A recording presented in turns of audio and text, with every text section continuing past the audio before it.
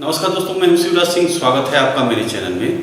दोस्तों, आज की क्लास में हम लोग पढ़ेंगे उत्तर वैदिक कालीन आर्थिक जीवन। इसका समयकाल 1000 से लेकर 600 ईसा पूर्व तक माना जाता है। ठीक है फ्रेंड्स, इस वीडियो को देखने से पहले आप जो है ऋग्वैदिक कालीन, जो मैं पीछे का वीडियो आपको पढ़ा चुका हूँ, ऋग्वैदिक कालीन का आर्थिक जीवन आपको पढ़ना है। ठीक है, उसके बाद जो है आप इसे पढ़ेंगे, तभी आपका जो है कॉन्सेप्ट अच्छे से क्लियर होगा।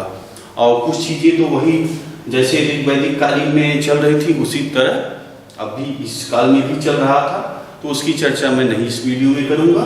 हाँ, जो चीज़ें बढ़ी हैं या जो चीज़ें चल रही थी मैं उस पर जो है इस वीडियो में चर्चा करूँगा। ठीक है फ्रेंड्स। और दूसरी चीज़ ये है कि देखिए, आपका विषय बहुत ही बड़ा है, तो हर चीज़ें व्हाइट बोर्ड पे लिख करके नहीं समझाई जा सकती है। ठीक है, तो जो चीज़ें यहाँ पे है आप देख लीजिए, उसके बाद मैं जो है बोलता जाऊँगा, उसको आप एक बार सुन लीजिएगा, उसके बाद फिर रिवाइज करके आप नोट्स बना लीजिएगा। ठीक है फ्रेंड्स, तो चलिए शुरू करते हैं।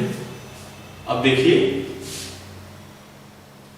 कृषि और पशुपालन अब भी आर्थिक जीवन के मुख्य आधार थे।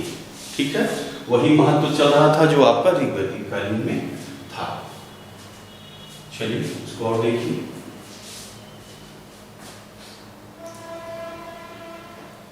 ध्यान से सुनिएगा। सतपथ ब्राह्मण में कृषि की चारों क्रियाओं, ठीक है, यहां पे लिखा हुआ है, सतपथ ब्राह्मण में कृषि की चारों क्रियाओं का जुताई, ठीक है, जुताई को क्या कहते हैं? कृषण। ये जो शब्द लिखे हैं ये आपको वेदों और ग्रंथों में इस तरह लिखे हुए हैं, और जो अपनी आधुनिक भाषा है वो इस तरह लिखी हुई है। जुताई अभी हम लोग कहते ही हैं, गांव में देखिए जुताई, बुआई, कटाई, मड़ाई, है ना, ये है। और ये जो लिखा है कृषण, वो अपंत, और ये आपका उलंत, और मड़ाई को जो है मृदंत। ठीक है, तो ये जो है वेदों इत्यादि में ये इस तरह लिखे हुए हैं, तो उसको आप जो है समझिएगा। ठीक है, तो सतपथ ब्राह्मण में कृषि की चारों क्रियाओं का जुताई जो कृषणता है, बुआई जो अपंता है, कटाई को लुडंता है, तथा मड़ाई को मृदंता का उल्लेख हुआ है। ठीक, आगे देखिए।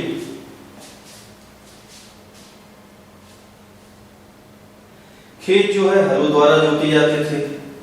ठीक है, आज भी आप गांव में देखते होंगे, तो आपके गांव में, अगर आप गांव में रहते होंगे या गांव में घूमते होंगे, तो आज भी अब तो ट्रैक्टर का उपयोग होने लगा है, लेकिन बहुत जगह पे हलों के द्वारा जो है बैल और हल के द्वारा आज भी जुताई होती है। ठीक है, क्या आप जहाँ रहते हैं आपकी किसकी जुताई होती है? क्या आपके गांव में अगर होता है तो कितने बैल लगे हुए हैं वो आप कमेंट बॉक्स में हमें बताइएगा। ठीक है, आगे देखिए। काठक संहिता में 24 बैलों द्वारा खींचे जाने वाले हलों का उल्लेख मिलता है। ठीक है, अब देखिए 24 बैलों द्वारा हल को खींचा जा रहा है। आज अगर हम आज के वर्तमान में हम देखें तो अभी आपने अगर देखा है तो कितने बैलों को देखा होगा? 2, 4, है ना? तो आप ये कमेंट बॉक्स में मुझे बताइएगा, अगर आप गांव में रहते हैं तो आप अभी तक कितने बैलों के द्वारा आपने खुदाई, माफ कीजिएगा, जो जुताई होती है वो आपने देखा है। ठीक है फ्रेंड्स, तो ये हो गया।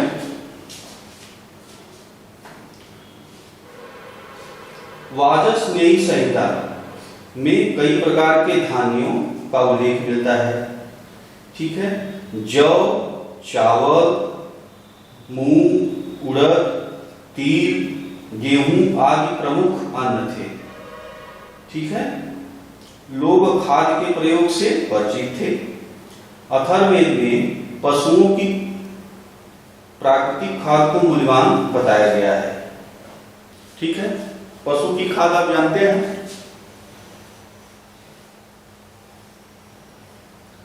गांव में आज भी अगर आप रखते होंगे गांव तो जानते ही होंगे, पशुओं को रखा जाता है तो जो गोबर निकलता है उसको जो है एक जगह गड्ढा बना करके वहां डाला जाता है, तो वो जो है उस क्रिया से को जो है आर्य लोग परिचित थे। ठीक है,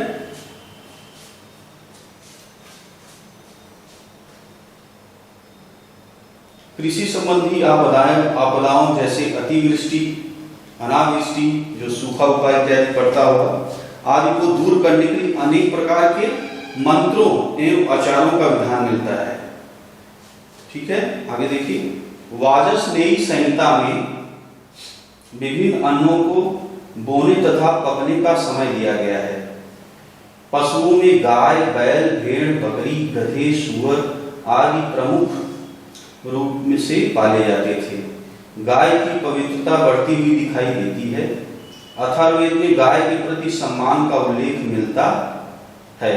जो यज्ञों के अतिरिक्त अन्य स्थानों पर गोवध करते थे उनके लिए मृत्युदंड का विधान मिलता है। ठीक है, अब यहाँ देखिए, आपने वैदिक काल में अभी जो पूर्व वैदिक काल था उसमें आपने देखा कि जो बैल का बछड़ा था इत्यादि जैसे जो मेहमान लोग आते थे तो उनको जो है खाने में मांस इत्यादि में प्रयोग किया जाता था, उनको मांस में दिया जाता था। लेकिन अब देखिए, अब जो उत्तर वैदिक काल का है तो अब परिवर्तन क्या आया है कि गाय को नहीं काटा जाएगा। अब गाय को काटने वाले को यज्ञ छोड़ करके, जो यज्ञ होते थे तो यज्ञ को छोड़ करके अगर कोई करता है तो उसको मृत्युदंड दिए जाने का प्रावधान किया गया है। ठीक है फ्रेंड्स, तो एक परिवर्तन ये आपका हो गया। ठीक है, और भी धारणाएं हैं जैसे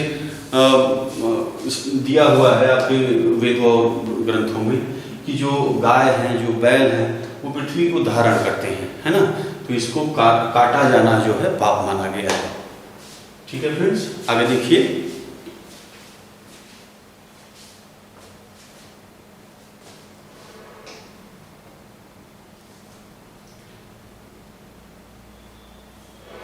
इस समय लोग हाथी को भी पालना प्रारंभ कर दिए थे। इस काल के साहित्य में कई स्थानों पर पशुधन की वृद्धि के लिए निमित्त प्रार्थनाएं की गई हैं। उत्तर वैदिक काल में ही उत्तर भारत में लोहे का प्रसार हुआ। ठीक है, अभी चर्चा करेंगे लोहे के बारे में। प्रारंभ में इसका उपयोग अस्त्र शस्त्रों के निर्माण के लिए किया गया, किंतु बाद में इसकी सहायता से कृषि यंत्रों का भी निर्माण किया गया। लौह तकनीक ने कृषि उत्पादन के क्षेत्र में एक महान परिवर्तन उत्पन्न कर दिया। ठीक है फ्रेंड्स,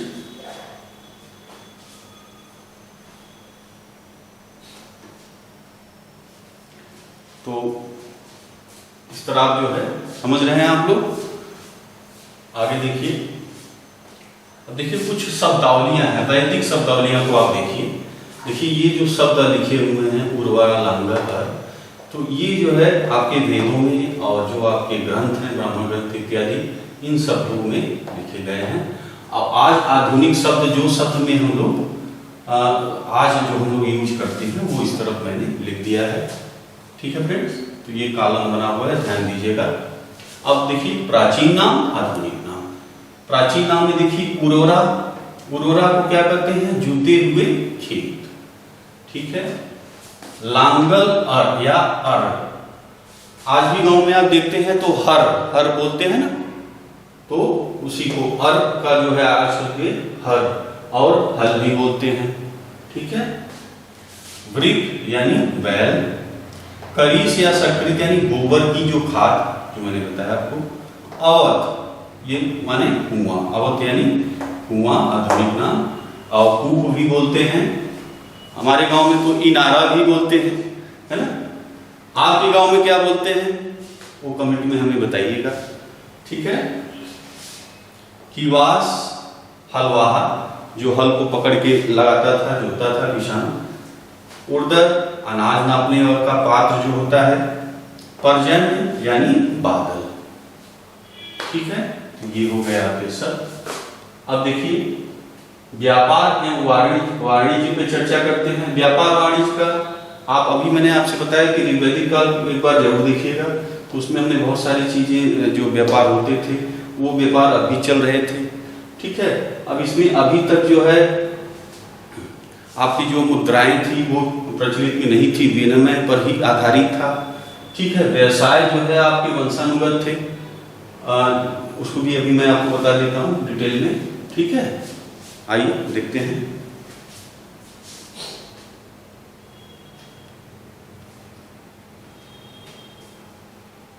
देखिए उत्तर वैदिक काल में जो वाणिज्य उन्नति पर थे, ठीक है, उन्नत अवस्था में थे। इस काल के ग्रंथों में व्यापारियों की अनेक श्रेणियों का उल्लेख मिलता है।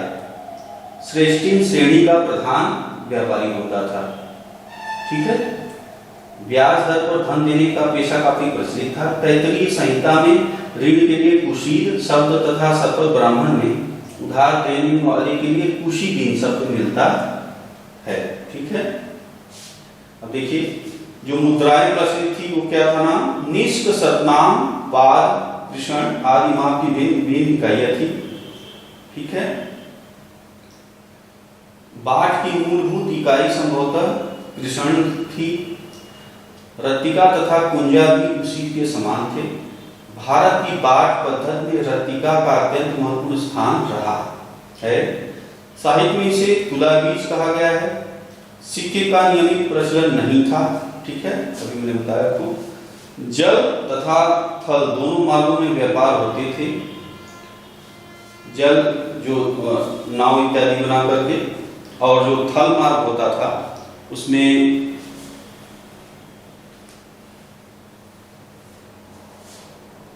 बैलगाड़ी इत्यादि से जो है बहुत सारे, जो श्रेष्ठीन था वो कारवां लेके अपना चलता था और उसके साथ सेनाएं भी होती थी, रक्षा करती थी। तो जो बैल पे बहुत सारे कारवां जो है पूरा एक तरफ से दूसरी जगह जो है माल बैलगाड़ी द्वारा पहुंचाया जाता था। भैंसे उसी का इत्यादि का प्रयोग होता था, ठीक है। आगे देखिए, देखिए वाजसनेयी संहिता में 100 खंडों वाले जल पोतों का उल्लेख मिलता है, ठीक है। आगे देखिए, अभी वाजसनेयी संहिता तथा तैत्तिरीय ब्राह्मण में इस समय के लिए विभिन्न व्यापारियों को एक लंबी सूची मिलती है, ठीक है। व्यापारियों और व्यवसायियों जो होते थे वो एक लंबी सूची मिलती है। अभी मैंने बताया आपसे कि जो व्यवसाय था वो वंशानुगत होता जा रहा था, ठीक है। पिछले वीडियो भी मैंने चर्चा किया था कि जो एक ही परिवार में ऋषि आपके जो होते थे वो ऋषि थे, उनके पिता वैद्य थे और उनकी माता जो है अन्न पीसने वाली थी। तो देखिए 3 स्तर हमको मिलता है। राजा भी जो है कवि का होते थे, है ना। तो ये जो है कठोरता नहीं थी, अब जो है वंशानुगत होता जा रहा था। जो जिस व्यवसाय को कर रहा था वही व्यवसाय जो है उसकी पीढ़ी आगे की कर रही थी।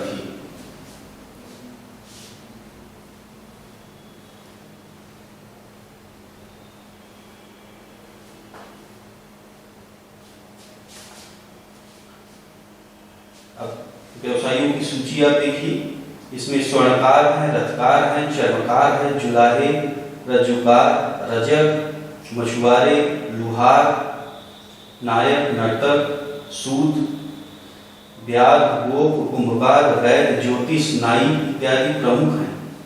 स्वर्ण तथा लोहे के अतिरिक्त इस युग में के आर्य टीन, तांबा, चांदी, शीशा आदि धातुओं से परिचित हो चुके थे। किससे किससे परिचित थे, ध्यान दीजिए। स्वर्ण तथा लोहे के अतिरिक्त इस युग के आर्य टीन, तांबा, चांदी, शीशा आदि धातुओं से परिचित हो चुके थे। लोहे के ज्ञान से उनके भौतिक जीवन में क्रांतिकारी परिवर्तन हुआ, ठीक है।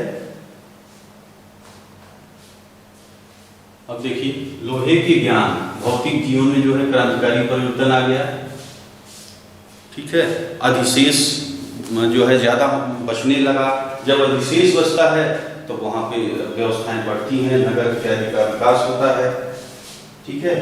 आगे देखिए, भारत में लौह प्रौद्योगिकी की शुरुआत लगभग 1000 ईस्वी पूर्व से उत्तरवैदिक काल से मानी जाती है, ठीक है। समय काल क्या है, 1000 ईसा पूर्व से इसका विकास हुआ।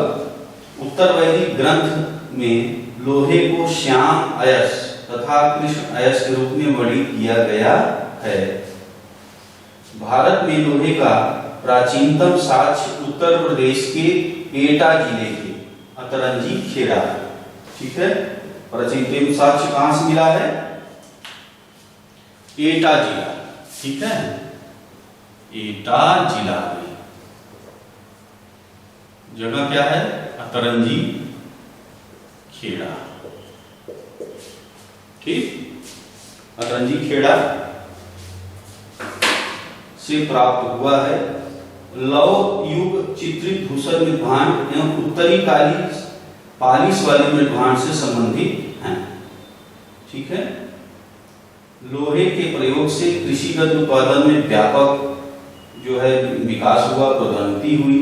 भारत में लौह उपकरण का प्रमाण अहिरछत्र, हस्तिनापुर, आलमगीरपुर, मथुरा, रोपड़, श्रावस्ती, नोह एवं कांपिंड से मिला है। वैदिक कालीन ग्रंथ अथर्ववेद में लोहे के बने हुए फाल का वर्णन मिलता है। अतरंजी खेड़ा से धातु बनाने वाले भट्टी का भी प्रमाण मिलता है। लौह प्रौद्योगिकी के साथ होने के कारण अर्थव्यवस्था में आमूलचूल जो है परिवर्तन आया। इस प्रौद्योगिकी के कारण अविशेष उत्पादन संभवतः हो सका। ठीक है, कालांतर में लौह प्रौद्योगिकी ने द्वितीय नगरीकरण को जन्म दिया, जिसके अंतर्गत बड़े बड़े साम्राज्यों की नींव रखी गई। ठीक है, द्वितीय नगरीकरण आपका जो है 600 ईसा पूर्व तक से स्टार्ट होता है, 600 ईसा पूर्व से। ठीक है, वो आगे की वीडियो में हम लोग पढ़ेंगे। ठीक है फ्रेंड्स, तो ये आज का आपका हो गया उत्तर वैदिक कालीन आर्थिक जीवन। और कुछ अगर आप आर्थिक जीवन में जानना चाहते हैं तो आप हमें कमेंट बॉक्स में बताइएगा। हम उसको जो है अगर ज़्यादा कमेंट रहेगा तो हम उस पर वीडियो और आपको बना करके और जानकारी देने का प्रयास करेंगे।